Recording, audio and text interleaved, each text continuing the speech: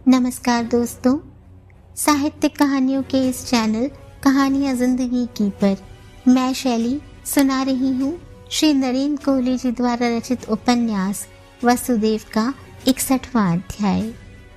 आगे बढ़ने से पहले आप सभी से अनुरोध है कि अगर चैनल पर पहली बार आए हो या अब तक ना किया हो तो चैनल को सब्सक्राइब करना बिल्कुल ना भूलें। आइए सुनते हैं। वसुदेव ने अपनी उलझनों से बहुत जूझने के पश्चात गर्गाचार्य से मिलने का निश्चय किया। आओ पुत्र धर्माधिकारी, उन्होंने अपने कुटीर में वसुदेव का स्वागत किया। वसुदेव ने उनको प्रणाम किया और बैठ गए। गर्गाचार्य ने द्वार पर खड़े अपने शिष्य को बुलाकर आदेश दे दिया कि जब तक वसुदेव कुटीर में है किसी और व्यक्ति को भीतर न आने दिया जाए। गुरुवर, वसुदेव बोले, वर्षों पहले जब मैं अपनी पीड़ा लेकर आपके पास आया था तो आपने कहा था कि समाधान मनुष्य के हाथ में नहीं रह गया है, उसे अब प्रभु ने अपने हाथ में ले लिया है। कहा था पुत्र, कंस मारा जा चुका, किंतु मथुरा अभी भी समस्याओं से मुक्त नहीं है। वसुदेव बोले, क्या अब भी आप यही कहेंगे कि समाधान प्रभु के हाथ में है? कहा था, हाँ कहा था। तब प्रभु समाधान को मात्र प्रेरित कर रहे थे। ऋषि का स्वर उल्लास से अपलवित था, किंतु अब तो उन्होंने परिस्थितियां और समाधान सब कुछ प्रत्यक्षतः अपने नियंत्रण में ले लिया है। अब वे स्वयं कर्म क्षेत्र के मध्य में आ खड़े हुए हैं। वसुदेव ने जैसे आंखें फाड़कर किसी बौराए से व्यक्ति के समान ऋषि की ओर देखा। ऋषि उच्च स्वर में हंसे, विश्वास नहीं होता? वसुदेव मौन रहे, फिर मंद स्वर में बोले, यही तो मेरा द्वंद्व है। जब तक मैंने कृष्ण को देखा नहीं था और वृंदावन में घटित होती घटनाओं के विषय में सुना मात्र था, तब तक मैं भी यही विश्वास करता था कि तारणहार आ गया है, वह स्वयं प्रभु है। और अब वह मेरे सामने है। मैं उसे देख सकता हूँ, उसे छू सकता हूँ। वह मुझसे बातें करता है, मेरे चरण छूता है, मुझे पिताजी कहकर पुकारता है। वसुदेव ने आचार्य की ओर देखा। अब मुझे लगता है कि वह और कोई नहीं, मेरा पुत्र है।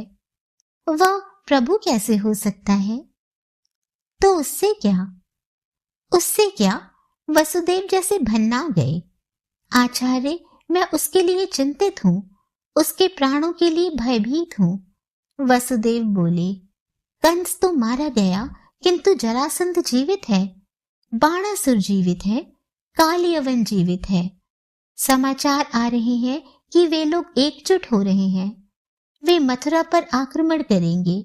मुझे अपनी चिंता नहीं है, मेरा जीवन तो बीत ही चुका है, किंतु वे कृष्ण और बलराम को बंदी बना सकते हैं, उनका वध कर सकते हैं। मथुरा के अनेक यादव सामंत कृष्ण से ईर्ष्या करते हैं, वे उसकी सहायता नहीं करेंगे। वे मथुरा की रक्षा भी नहीं करेंगे। वे अपने लोभ में अंधे होकर कृष्ण को बंदी कर सकते हैं, उसे जरासंध को सौंप सकते हैं। मैंने अपने जीवन का बहुत बड़ा भाग कारागार में काटा है, किंतु मैं कल्पना भी नहीं कर सकता कि कृष्ण और बलराम जरासंध के बंदी होकर यातनाएं सहें। ओह योग माया, ओ योग माया। गर्गाचार्य पुनः हंसे, जैसे कोई बहुत मनोरंजक बात सुन ली हो। माँ की माया बहुत प्रबल है। प्रभु सामने खड़े हैं और धर्माधिकारी को वे अपने पुत्र लग रहे हैं।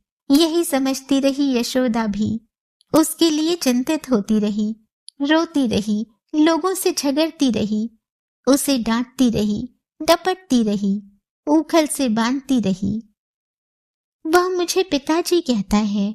वसुदेव ने एक अबोध बालक के समान जैसे अपनी असहायता प्रकट की। वह तो क्रीड़ाशील है, कभी पिता बन जाता है, कभी पुत्र, कभी सखा बन जाता है, कभी भाई। ऋषि बोले, उसका तो काम ही है लीला करना। यह तो तुम्हें देखना है कि तुम्हारे उस पुत्र के आवरण में कौन है। तुम्हारी श्रद्धा दिख क्यों रही है वसुदेव? केवल इसलिए कि तुम कंस के आतंक से मुक्त हो गए हो? नहीं, मेरी श्रद्धा कम नहीं हुई है, किंतु यदि मैं उसे अपना पुत्र मानता हूं तो उसके लिए आशंकित हो जाता हूं। उसकी रक्षा का प्रबंध करने के लिए तड़पने लगता हूं। मुझे इस चिंता में नींद नहीं आती कि उसका कोई अहित ना हो, वह पूर्णतः सुरक्षित रहे। वसुदेव बोले, और यदि स्वयं प्रभु ही उसके रूप में आए हैं, वे स्वयं ही कर्म क्षेत्र के मध्य में आ खड़े हुए हैं, तो मेरा मस्तिष्क मुझसे पूछता है कि अब मेरा क्या काम। वे स्वयं आ गए हैं, उन्होंने स्वयं ही सब कुछ संभाल लिया है, वे स्वयं ही सब कुछ करेंगे। तो क्या मेरा दायित्व समाप्त हो गया ऋषिवर? मैं मुक्त हुआ? मुक्ति? तुम मुक्त होना ही क्यों चाहते हो पुत्र? प्रभु मुक्त नहीं हुए, वे आठों याम कर्म में लगे हैं। योग माया का कार्य कभी पूर्ण नहीं होता, वे निश्चिंत होकर नहीं बैठती, तो तुम ही कैसे मुक्त हो सकते हो? कैसा भ्रम है यह मनुष्य का, वह मुक्त होना ही क्यों चाहता है? गर्गाचार्य बोले, वस्तुतः मैं इन शब्दों में मुक्ति और बंधन की शब्दावली में नहीं सोचता। यदि मनुष्य कर्ता का अहंकार छोड़ दे तो वह स्पष्ट देख सकता है कि कर्म तो सारे प्रभु के द्वारा ही हो रहे हैं। अरे, वंशी स्वयं बचती है क्या? उसमें प्रभु का श्वास ही तो नाद बनकर गूंजता है। तुम यह सोचो कि अभी तक तुम प्रभु के उपकरण थे। प्रभु ने स्वयं अवतरित होने के लिए तुमको अपना साधन बनाया। तुम सीढ़ी थे प्रभु के धरती पर उतरने के लिए। उतर तो वे तुम्हारे बिना भी आते, किंतु उन्होंने तुम्हें कृतार्थ किया। ऋषि रुके, अब वे तुम्हारे साथ खड़े हैं। तुम साक्षी बनकर देखो कि वे कैसे काम करते हैं। तुम अपने हृदय को संभालो, वे तुम्हें संभालेंगे। तुम मथुरा को संभालो, वे सारी पृथ्वी को संभालेंगे। वे कुछ रुक कर बोले, और अपने मन से कृष्ण से संबंधित सारे भय निकाल दो पुत्र। कृष्ण की इच्छा के विरुद्ध कुछ नहीं होगा। कृष्ण को बाण भी लगेगा तो उसकी अपनी इच्छा से लगेगा। किंतु तुम मुक्त नहीं हो वसुदेव, कोई मुक्त नहीं है।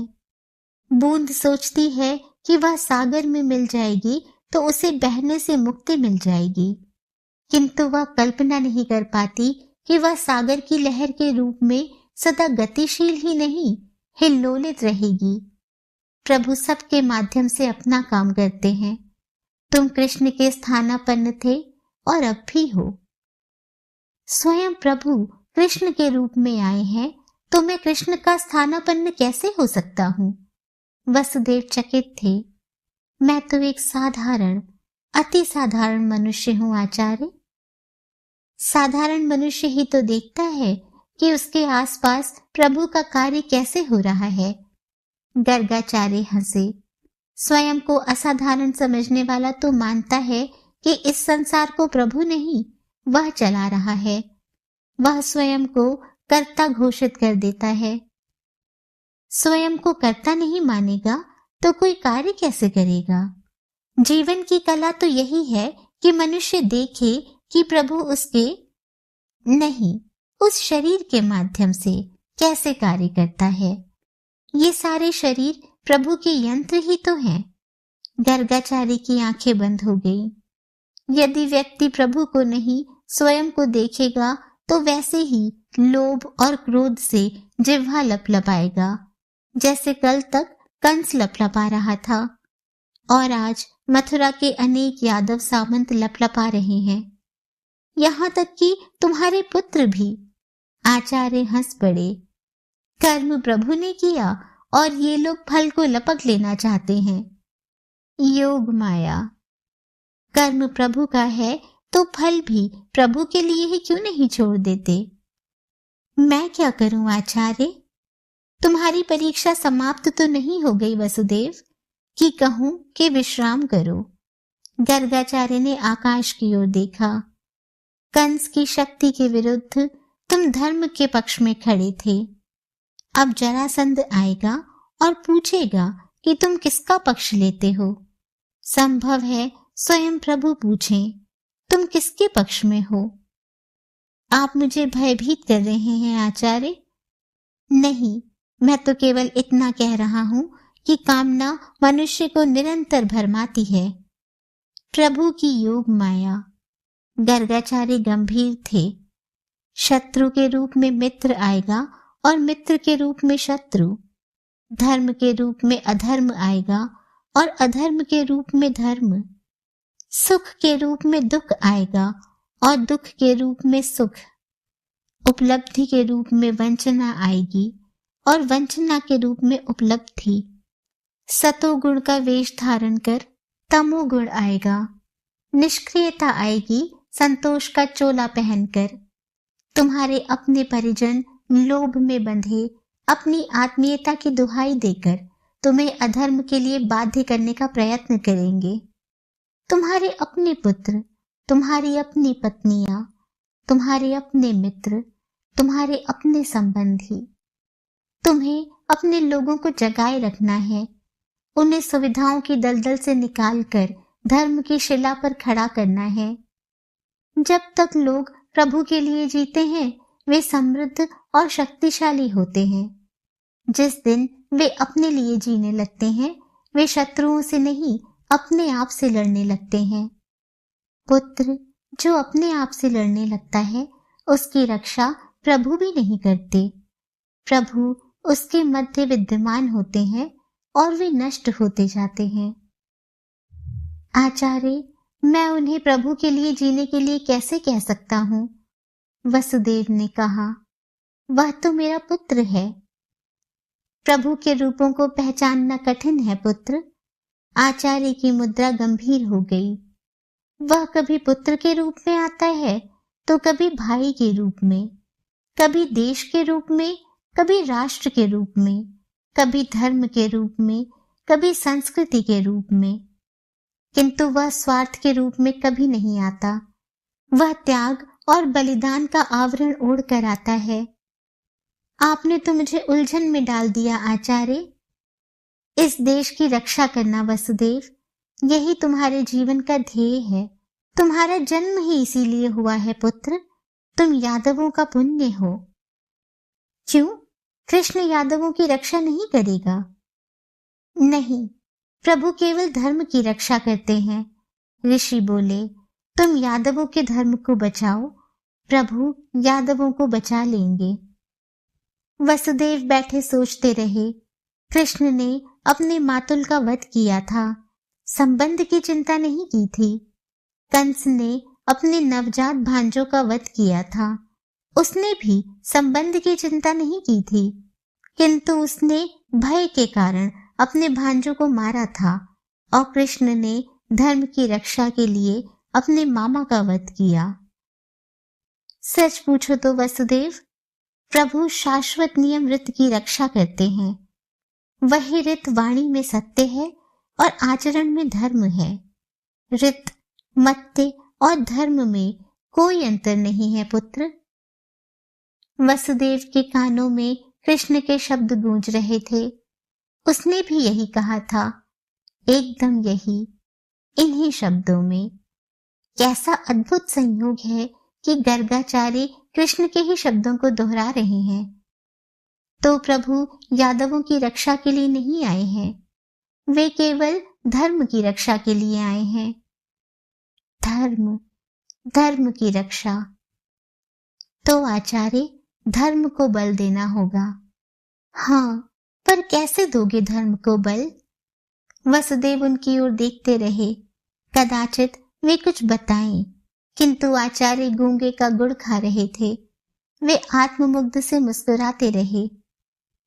सोचता हूं कि मेरी वानप्रस्थ की अवस्था हो गई है, वसुदेव जैसे अपने आप से कह रहे थे। तपस्या के लिए वन में चला जाऊं या फिर तीर्थाटन के लिए निकल जाऊं? गर्गाचार्य ने अट्टहास किया। वसुदेव ने चकित होकर उनकी ओर देखा। ऐसा क्या कह दिया है उन्होंने जिस पर आचार्य हंस रहे हैं? तपस्या से पुण्य की वृद्धि होगी, तीर्थाटन से भक्ति का विकास होगा, देश के प्रति प्रेम भी जागेगा, किंतु धर्म की रक्षा तो अपने सामाजिक आचरण की शुद्धि और दुष्ट दलन से होगी पुत्र। क्या प्रभु दुष्ट दलन में समर्थ नहीं है? प्रभु तो समर्थ है ही, किंतु तुम्हारे सामर्थ्य को क्या हुआ है पुत्र? प्रभु ने गोवर्धन उठाया था तो गोपालों ने भी अपनी लाठियां साथ टिका दी थीं। तो मैं भी, वसुदेव ने कुछ कहना चाहा। आचार्य ने अपनी हथेली उठाकर उन्हें मौन कर दिया। शीघ्रता में कोई निर्णय मत करो, कहीं एकांत में बैठकर अपने मन से थोड़ा संवाद करो। चाहो तो मेरे आश्रम के किसी कुटीर में बैठकर अपने हृदय का साक्षात करो। पूछो उससे कि क्या तुम भी या तुम ही